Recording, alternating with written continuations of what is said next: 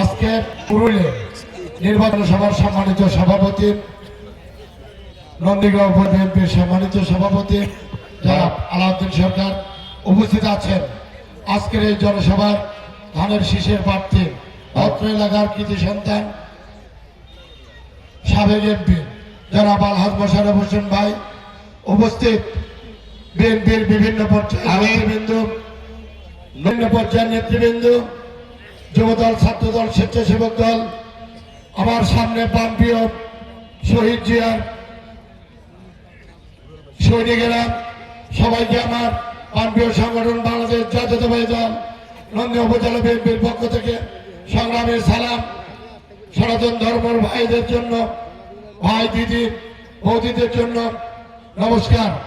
সম্মানিত ভাইরা, আমাদের কোনো কথা নেই, কথা একটা, সেটি হলো আগামী 12 তারিখে আপনারা মোশাররফ ভাইকে বিপুল পরিমাণ ভোট দিয়ে এমপি বানাবেন।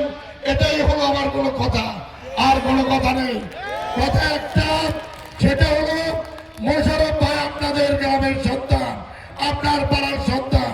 মোশাররফ ভাইকে ধানের শীষ মার্কা ভোট দিয়ে জয়যুক্ত করবেন, এই আশাবাদ ব্যক্ত রেখে আমার সংক্ষিপ্ত বক্তব্য শেষ করছে। খোদা হাফেজ। বাংলাদেশ জিন্দাবাদ।